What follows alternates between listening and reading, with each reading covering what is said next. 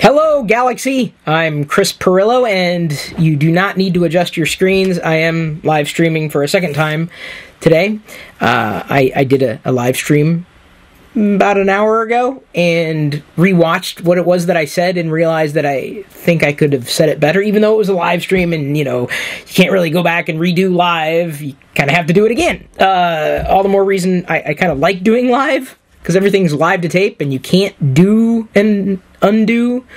There's no redo button apart from redoing the whole thing. I know, at this point you're thinking, Chris, why don't you just edit? Well, honestly, because I don't like editing video.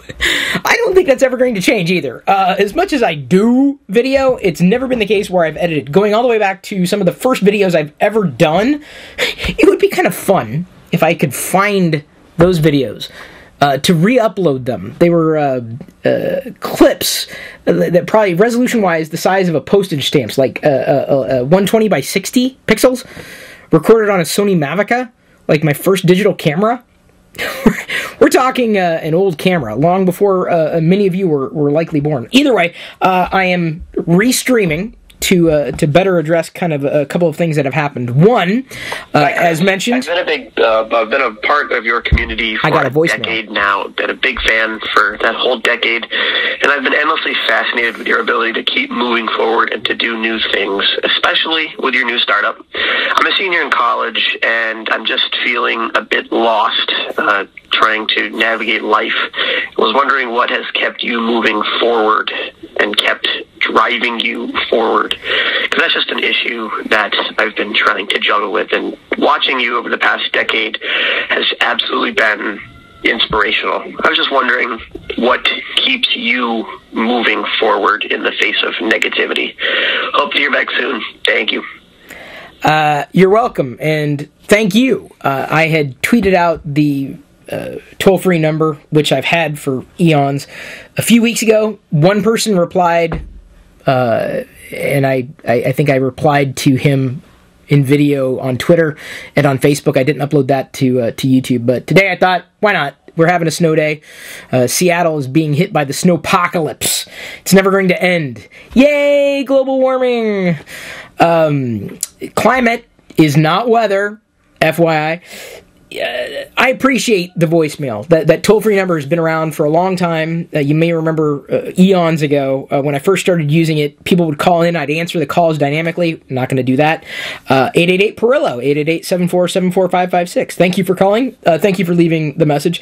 I made a note, just listening to what it was that you had it talked about, with a few keywords that popped out, or phrases: community, new things, lost, navigate, drive, juggle, inspiration, and negativity. And honestly, you, in that voicemail, I think those keywords encapsulate my entire quote-unquote career over the past couple of decades. So as much as you've known me for a decade, I was doing things a decade before you knew me. I'm sorry, my tool just went on and off. Although I thought this had a low battery. That's why it was blinking. I'm just going to set it here. You may hear it go off again. These, by the way, what is it? Force Link? I don't really use it that much. Jedi loves them. This was the mail call that I got. Before I dive into the voicemail, let me go ahead and show everybody what Hasbro had sent in relation to their Galaxy of Adventures series. Star Wars Kids is on YouTube. You got to watch these clips. They're amazing, breathtaking. Of course, I love the Vader. In each one of these comes with a comic, not just a figure, 5 POA, largely repacks, but a comic, which I think is really unique. I love the packaging. I love the idea of figurines coming with something more than just the figures.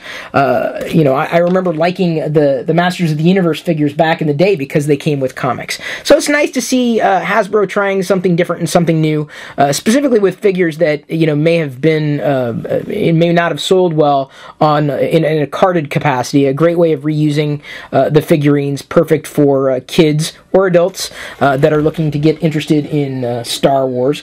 Yesterday I had a chance to watch Logan's Run, by the way, for the first time.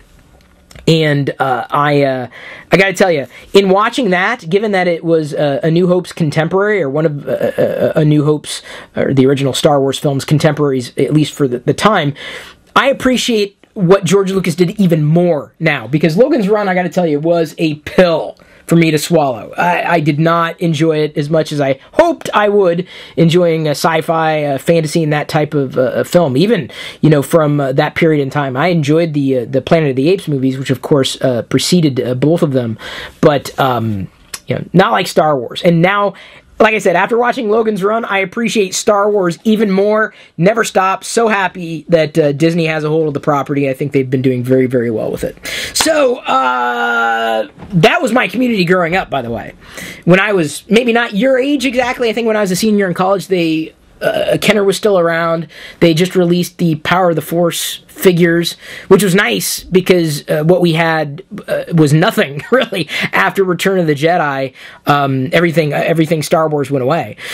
So when I was a senior in college, Star Wars was exciting again because the special editions were out. I didn't mind them. I was one of the very few. But that was, if I had I guess communities that I belonged to, when I was your age, the person, they didn't leave a name, Star Wars, I enjoyed connecting with fellow Star Wars fans online in the news groups. The news groups. Remember Usenet? I remember Usenet. It was a different era. A radically different era in time. So back to your the keywords that you kind of put out there: community, new things, lost, navigate, drive, or keep driving, juggle, inspiration, negativity. First of all, I appreciate you reaching out, if only because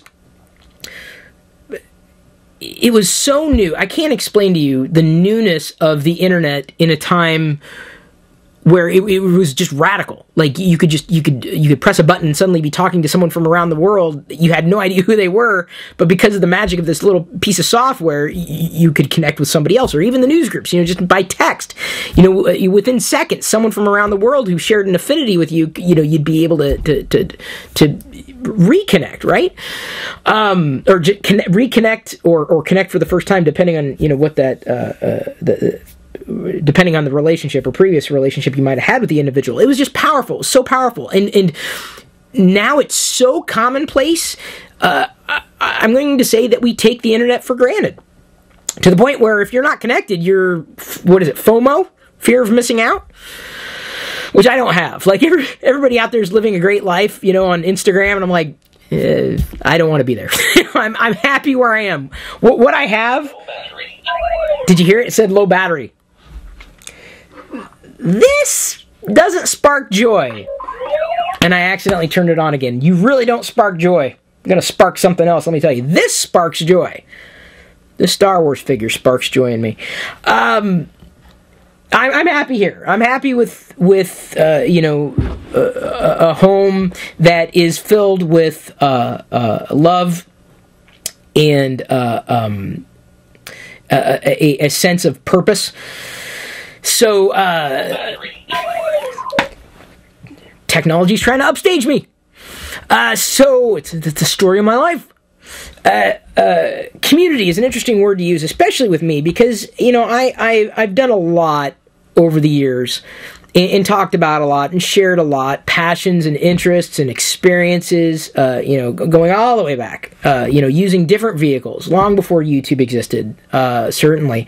And I know that you've and I appreciate that you've seen or have been inspired by me in my intrepidness, if I could use that word to kind of paraphrase this spirit that you see around me, this aura that you believe I have, which I'm not going to say is off. I'm just saying I appreciate it. I'm not trying to be humble. I'm just saying thank you, because it's one thing for somebody say that they're who they are, but it's another thing entirely for somebody else to say that that's who they are to them. So I could never say these things about myself, but I appreciate that that's what you see in me, because community is that spirit of belonging and connecting with other people and sharing this human condition and sharing this life together. And what I appreciate most about what you said is you said, my community, and there's been so many aspects of me over time. I'm glad you didn't tie it to any one thing. I'm glad you didn't say, oh, it was only because of Star Wars, or it was only because of, your Lego fascination, whatever. You came back and had me at the center of your call. And why that's important to me is because I'm different today than I was when I was a senior in college, who, by the way, wasn't sure what he wanted to do with his life. I'm talking about myself in the third person, I'll stop. I was just as lost as you are. I didn't have someone out there with as much prevalence as anybody might have today, because the internet was new, and that was the way. It was just a radically different way of connecting with other people, radical different way of communicating. The technology suddenly just empowered and enabled so many amazing things, which is where my fascination with software really took off. I mean, I was always a fan of software, from my first exposure to it, but I saw at that point as a senior in college that even though my degree in English education, by the way, even though I intended on pursuing it, I didn't know if that's really what I wanted to do. I enjoyed writing. I enjoyed, fiddling with software and trying new software. But the internet has now been around, 2 decades? So I didn't grow up with the internet, but my career was largely defined by what the internet has afforded so many different people. Today, it's a different story. Today, you have, as I've been prone to say, what used to be easy is now difficult, and what used to be difficult is now easy. I found my place in all of that, in finding opportunities and finding where I felt I could fit in. And I got to tell you now, as much as I was as lost as you feel, so trust me, we got a lot more in common than you think. I have felt just as lost in recent years. So thank you for saying you've been a part of my community. Thank you for seeing me as a human being. So much of that is lost in this day and age, with the ease of being able to lift up or destroy someone like that. If I have a community, it's from people who understand me as a human being, not necessarily our shared interests outright. And have I done the most amazing job? Absolutely not. Could I have done better? For sure. But in recent years, I've seen myself less as someone that people have perceived me to be, as someone who just cranks out content and produces content. Because quite honestly, that's everybody anymore. If you got a social media account, you're a content producer. So, where's that left me? And that's where I've had to kind of step back and recognize, who it was that I have been, and who do I want to be? What do I want to get from the human experience? And that's where I've been lost, because it's creating content doesn't produce the same level of satisfaction as it used to, because what used to be easy is now difficult, and what used to be difficult is now easy. And I've changed, certainly. I've got different aspects to myself today compared to how I've been in years past, in any given year, and circumstances that have both been in my control and out of my control. That's where I have struggled, and I've not been as public about some of those struggles. If you watch when we were doing the vlogs on a daily basis, which, by the way, I still believe the videos I've been most proud of were those, because I felt a deeper level of connection with people with the vlogs than I ever did with any other video I've ever done, Star Wars or anything else. There were times where I would be too honest about what I was feeling, and what I learned is that with vlogging, you don't want to do that. It really twists me, because with vlogging, you're supposed to be honest. That's the idea. That's the value, right? But here's the thing. Honesty doesn't work with vlogging. The emperor has no clothes. Like, you can't be truthful, because the moment you show yourself as human and you have frailty in any capacity, people will they'll skewer you, and they'll say, well, I didn't tune in to be depressed. I tuned in for you to cheer me up. I'm trying to escape my life by living vicariously. But I was going through some struggles. In fact, I went through some things during the period of vlogging that I don't think I'll ever share with anybody. And it still, to this day, has taken its toll.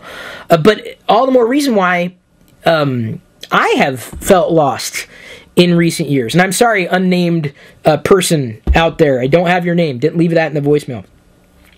The last time I really shared that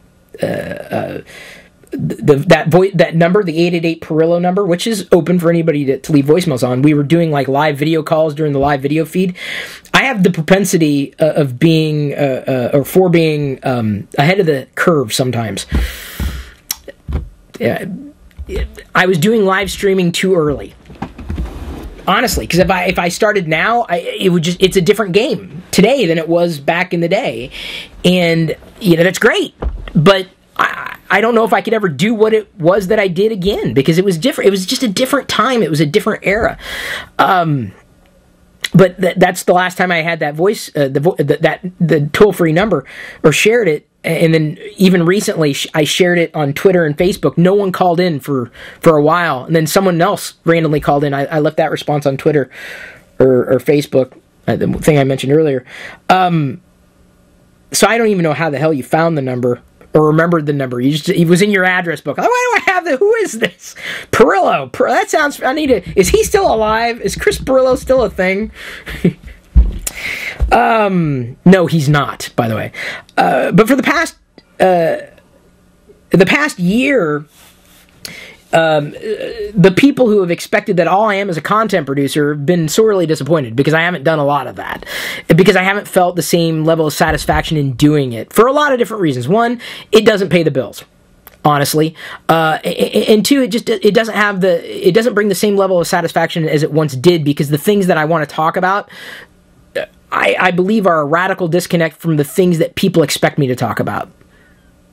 That's why I appreciate the voicemail, because you give me a chance to talk about something that I really genuinely care about, that doesn't make me feel like I'm just swimming in negativity and anger. New things, right? Trying new things, always trying new things. That's one thing that I guess has been kind of instinctual for me. It's part of the entrepreneurial spirit. In trying something to see if it works. And my entire career has been littered with new things that I never thought I could do or would do, whether it would be authoring a book way back in the late 90s, all the way to hosting a TV program, hosting radio shows, carving out some kind of career based upon my passions and interests. Just trying, right? Trying something new. Creating a conference series that didn't exist before. Trying a pop culture trade show thing, which I still would love to do more of. It just didn't work. The parameters, the resources I had with Galaxar just weren't what they needed to be. I may reinvestigate doing something like that again in the future, but it's the Galaxar is on hiatus. I had so much fun with that, though. That was a fun event to do. Creating new things, right? Trying new things, doing different things. But that, to me, is just a part of that entrepreneurial mindset. The thinking that, well, it doesn't exist, and that's a gap or that's a hole that I would like to see filled. I can't count on anybody else to do it, so I got to do it myself. So that spirit of seeing new things and trying new things comes from not being afraid to fail, and doing the best to stack the deck in my favor to see success from whatever endeavor happens to be, whether it's perceived by somebody else or not. I mean, if I think it's successful, then yay, I win. Other people have a higher bar for me than I ever could. Never let somebody else define who you are, ever. Because they will never define you half as well as you define yourself. Moreover, you got to live your own life. But that feeling of being lost, I'm not going to say it's been a motif, but it's hit me several times in my 20-some-odd years in doing whatever the hell it is I'm doing. I'm serious. You could watch every 5 years. It's like, who is? I thought he's now. What's going on with? Who is Chris Pirillo today? Wasn't he doing? What's? But that's cool. I mean, I'm glad I'm not the same person I was 2 decades ago. But it's taken. It's definitely taken its toll. But I've been lost more than once, and. Am I currently lost? I feel I'm coming out of my most recent lostness. For the past year, I hadn't really done a lot of video. Had a lot of fun doing the Vlogmas thing, even though Diana said, "Oh, let's do it," and then like a day into it, it was like, we have to do this, and it became another stressful thing.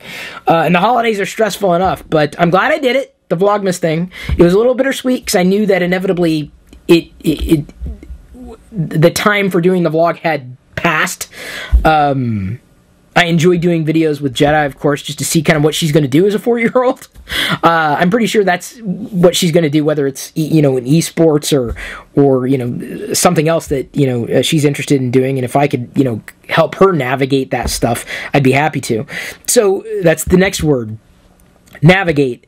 The problem with navigating uncharted waters is they're uncharted. So you've got to figure it out. And that's probably the hardest thing to explain, because if that frightens you, you're going through a period where you're going to experience so much disruption, not just politically. I mean, the earth is undergoing some radical changes too. But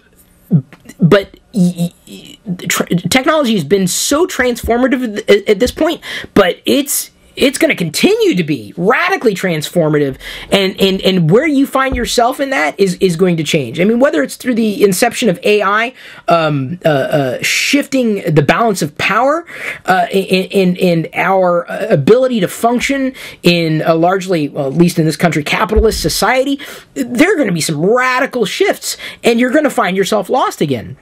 And you're going to find a future that may seem like it's mapped out, but see, that to me is another illusion. The future's what you make it, and that can be frightening. I mean, certainly it's frightening to me, especially when you're someone who's a full-blown adult strapped with responsibility. I have responsibilities. We all do, and those will change over time. 4 or 5 years ago, I did not have a responsibility for a child because Diana and I did not have a child. Now we have her as a gift, really. But there are certain responsibilities around that. As a parent, as a father, you just do your best, right?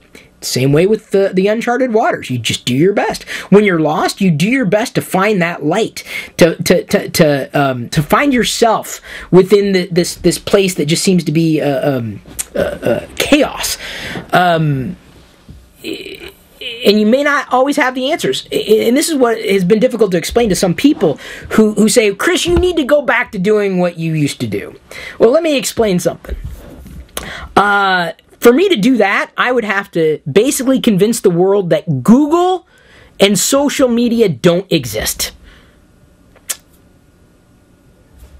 Because the world changes, and you got to change with it, and you're going to get lost. And even when you think you've got that path ahead of you fully illuminated, you don't know what's going to happen.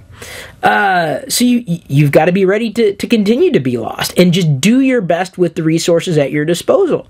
Trust me, I've had plenty of failings. I could, some people believe I'm a total failure. I disagree.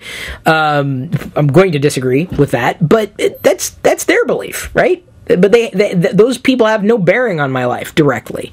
I have direct bearing on my life, so it's kind of up to me to do these things. And so that to me is how I've navigated being lost, or done my best, or saw a new opportunity and to take advantage of it. And even with the spirit of community, I don't know if I've ever been in the, as much as I know you're with me in this whatever this community is of Chris Pirillo, which is really weird. But that's more of a cult of personality kind of community, which is a different kind of context to community than let's say, our shared interest in Star Wars stuff. Which I'm not saying you're a Star Wars fan. I'm just using that as an example. It's because that's going to change over time. Well, not for me. I'm a Star Wars fan for life. That's just nothing gonna change that. So that community is, the spirit of community is going to ebb and flow, and my interest, may change over time depending on what other responsibilities I'm juggling or what it is that I'm trying to do. But there were certain things that happened a few years ago that shook me to my core. Last year, I took a sabbatical of sorts of just doing the things that people expected me to do to really recenter myself on what do I want, not just what do I want to do. It wasn't that simple. It wasn't as simple as just doing what I wanted to do. To sit here and talk about any given topic you wanted to bring up. It's not that simple. It's more, where do I believe I can make the most impact? And what do other people see in me, and where does that value cross over with what is going to help me not feel as lost as I've felt? And as I said, I'm kind of rounding that corner of this lostness with something new, a new opportunity. And I've always had my eye out for different opportunities, always. And when it makes sense, when the puzzle pieces fit, I'm like, yeah, that adds up. I've got questions and I don't know where things are going to go, but it's always been that way. But what can I do? Where do I feel I can make the deepest impact for other people and for myself? What can I do to feel like I'm doing something, not just sitting around on a snow day doing nothing? I think that's my grandfather in me. Like, he was very very driven. Always doing something. Always. And he was a geek too, with his ham radio. We did one video with him, at least one video back in the day. World's Oldest Geek, I think it was what it was titled in this channel, something like that. But opportunity, so when I had effectively back in the day mastered what an email newsletter could be, I had an opportunity to write a book. That opportunity gave me the ability to pay off my student loans, which I'm very grateful for. That happened maybe a couple years after having graduated, after having started to pursue a master's degree in industrial organizational psychology. I don't know if I've ever really talked about this. I was fascinated with how people interacted with technology, and the discipline that best fit was something called industrial organizational psychology. It wasn't engineering, it wasn't programming, it wasn't design, it wasn't anything like that. It was how people interacted with technology, and I started going down that path when the opportunity to write and discover and share online basically allowed me to build my own future. That was an opportunity. I had an opportunity in 2001 to effectively uproot everything that I knew and host a TV show. I took the opportunity. I sidelined everything that I was doing with Locker Gnome to basically take on a full-time gig to do something that would be fun and interesting, and it was. Back in the day, it was amazing for the experience that I got. Was it perfect? No, but what experience is? But either way, it was an opportunity. I had to give up certain things in order to pursue that opportunity. So I'm actually on the cusp of another opportunity that maybe a couple of people in the world know about. I haven't talked about it. I will talk about it. That's going to be a given. It probably won't surprise anybody, although I think the biggest struggle people are going to have with this next thing that's going to happen with me, I'm not talking about the startup. I'm still a founder, a strategic advisor for it, but another opportunity has come up that I feel I need to latch onto with both hands, and even and my feet too, can I cling like that? Because I feel that this new opportunity that I'm going to be generic about right now, because I don't have anything to announce yet, gives me a chance to find myself being able to make an impact, leveraging my experience, leveraging my skill set, my interests, but not necessarily your interests. How else to say it? Here, okay, let me be a bit more generic. So you feel you're a part of my community. I understand how community goes and flows. I understand how it works and the value in that type of community and that sense of belonging. I feel I can take that talent and within a greater team, basically help community grow and flow.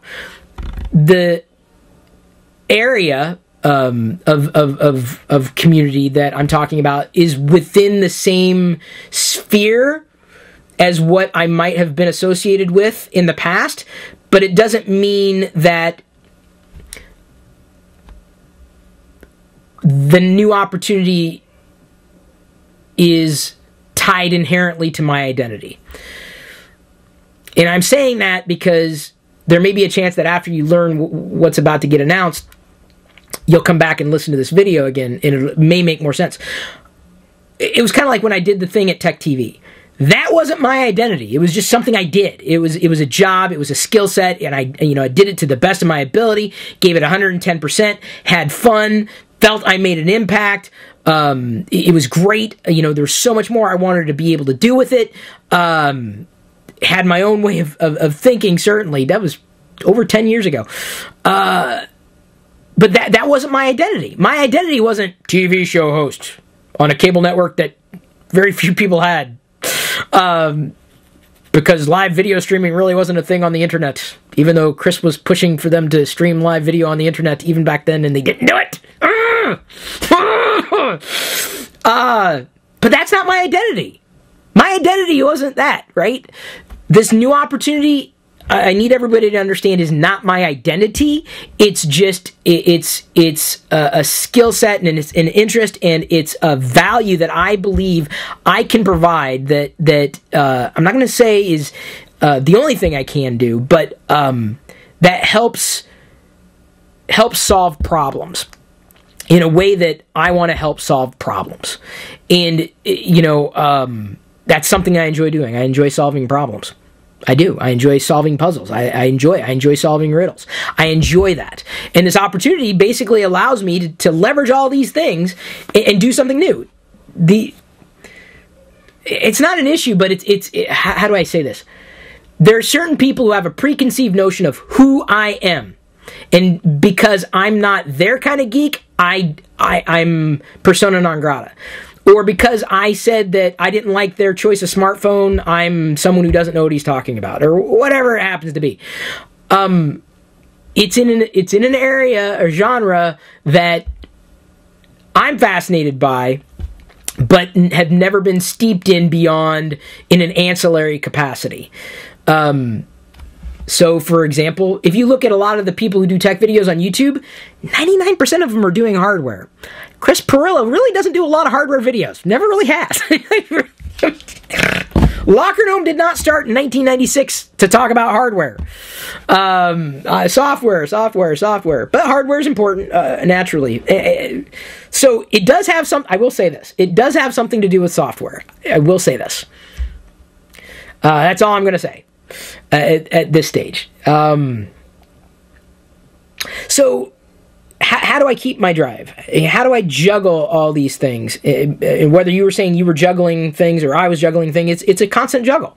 Constant changing, because change happens. Whether you're ready for it or not, it just happens. Disruptive factors happen. Things happen at a macro level, at a micro level. Things happen, that happened to all of us, and there are things that happened just me. And both of those, any kind of change, really, impacts me, you, at different, or for different reasons and at different levels. It's a constant juggle. It's always going to be that way. Will it get easier? I can't promise that. the thing that gets easier is you get used to it. And being able to see the unknown and face it gets somewhat easier up and until the point where this is where they say you can't teach an old dog new tricks. As you get older, you build these mental walls, that keep you protected and safe in your own way of thinking. And when those convictions are challenged, it's not always easy. Or when you're used to something working a certain way and then it stops working and you've got no viable outlet or no alternative, that's when, an extreme level of pain usually, occurs.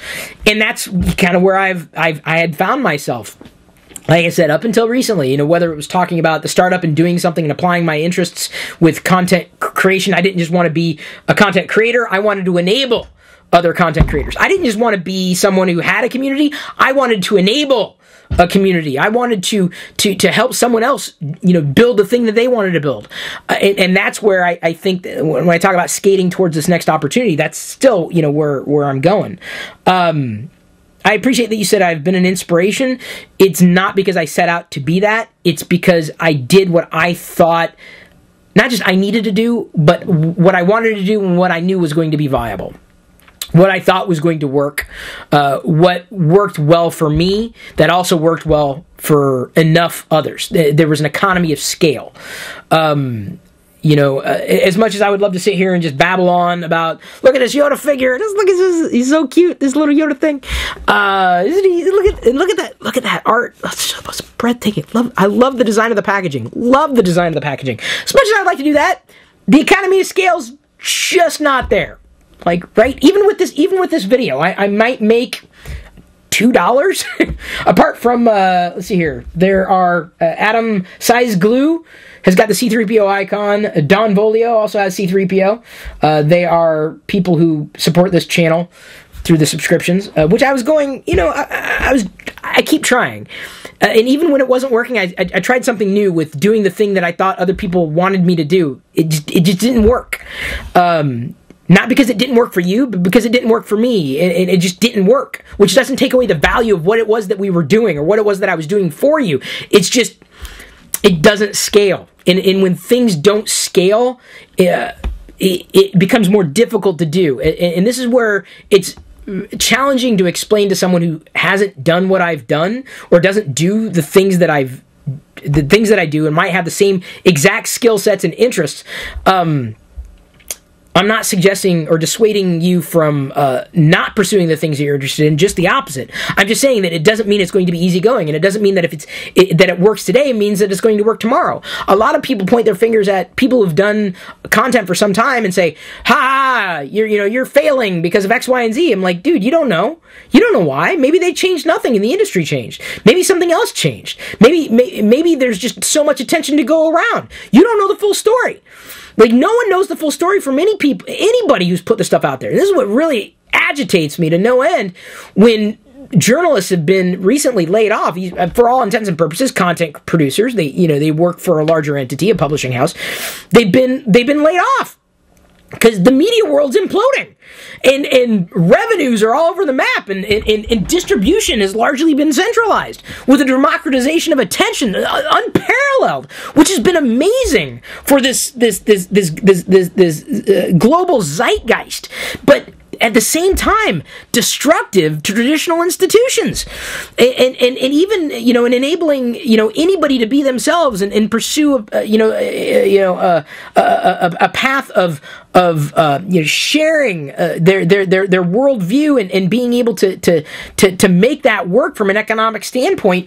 Conversely, people who've done something from a more traditional construct or have been doing it for some time find themselves at odds because of the change that has been imposed. So what agitates me is and there's a certain faction of people who've done this more so than others, suggesting that a journalist should learn to code, and that's just it's asinine. It is beyond unrealistic. It's petty.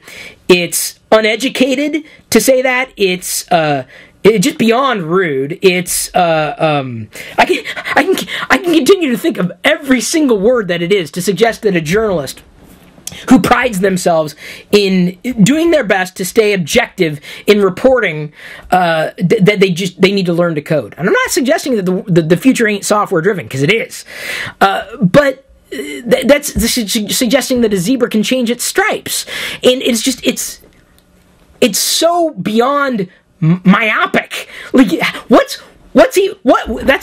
is beyond myopic? What is it? That's the word I'm looking for. And the same thing happens even for those of us who aren't journalists, who might have put stuff out there, and things change, and suddenly they can't do what they did, and people expect them to do what they did because that's the way it was, and they expect they layer a certain value on top of it. No, this is what you're worth because this is what I believe you're worth, or this is how much I can afford you to be worth. And that's where it's like I said, it's getting fascinating. It's getting very interesting. This is where I get driven, right? It's talking about how these trends really impact us, and these changes really impact us. The negativity. So that we're gonna dovetail that. How do I deal with the negativity? I don't deal with it very well. I've been far too transparent about it in the past. I've learned to not produce something when I'm feeling too negative or feeling too down, which can be very, very dangerous, especially when people are expecting you to produce something. I feel I've moved past that point in my life where I just want to produce. I want to enable production. I want to enable community. I want to take all those things that I've learned and work within the construct of a team who can do what they do well, so that I can do what I do well. And that's where I'm talking about with this new opportunity, or what it is that I've been trying to do. It's trying to not just skate past the negativity, but to not dwell on it to the point where I'm recognizing there's certain things that I can't control. And there are people out there who will just cast so much negativity, for the lack of a better word, that they don't see past their screen. And I don't like dealing with those people because they're very selfish. There are a lot of selfish people on the internet. A lot. Because there are a lot of selfish people in real life. What do you want? They're selfish because they think that you're you're a puppet. And that's just not how it works. I mean, especially when you're talking people to people, and there are people who belong to that community, and they're pushing towards a common goal. And that's fine, but you got to recognize that, well, even companies themselves are made up of, well, today, people, tomorrow, robots and people, AI and people, hopefully people, knock on wood, I should say. But people who they see this screen, and they don't recognize there's a human being on the other side of it. And that kind of negativity can be very, not just diminishing, just very, not depressive. It's very, the word's family, again, it's, the weight is compounded because, the negativity that's cast upon you is difficult to address directly without looking like you're stooping to their level, and it's something that you want to address because you feel like you're in the place where you need to defend yourself. But I guess I gave up kind of defending myself by and large. Like, why do I need to defend myself to people who hate me? Why? What's the point? I got my opinions, I got my way of thinking, I got my feelings, I got my experience. They do too. Who am I to say? Oh, you like Star Trek more than Star Wars? Bravo. I don't.